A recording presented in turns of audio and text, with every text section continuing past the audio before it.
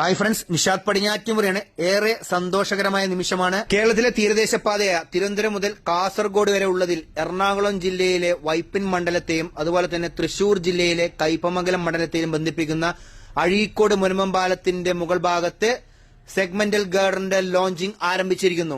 അഴീക്കോട് മുനമ്പം തീരദേശ നിവാസികളുടെ ഏറെ കാലത്തെ ഒരു ആഗ്രഹമായിരുന്നു അഴീക്കോട് മുനമ്പം പാലം. അത് കൺമുമ്പിൽ യാഥാർത്ഥ്യമായിക്കൊണ്ടിരിക്കുകയാണ്. കിഫ്ബി ഫണ്ട് ഉപയോഗിച്ചിട്ട് പൊതുമരാമത്ത് വകുപ്പിന്റെ കീഴിലുള്ള KRFB ആണ് ഇതിന്റെ നിർമ്മാണ ചുമതല നിർവഹിക്കുന്നത്. ഇതിന്റെ നിർമ്മാണം നടത്തുന്നത് ചെറിയാൻ വർക്കി എന്ന കൺസ്ട്രക്ഷൻ കമ്പനിയാണ്. ഗാൻഡ്രി ക്രെയിൻ ഉപയോഗിച്ചിട്ടാണ് പീർ ക്യാപ്പിന്റെ മുകൾ ഭാഗത്ത് സെഗ്മെന്റൽ ഗാർഡർ വെക്കുന്നത്. രണ്ട് പീറുകളുടെ ഇടയിലായിട്ട് 18 സെഗ്മെന്റൽ ഗാർഡറാണ് വരുന്നത്. 70 മുതൽ 120 ടൺ വരെ ഇതിന്റെ ഭാരം വരുന്നുണ്ട്. അപ്രോച്ച് റോഡ് അടക്കം 1121.31 മീറ്ററും 916.39 മീറ്ററുമാണ് പാലത്തിന്റെ നീളം.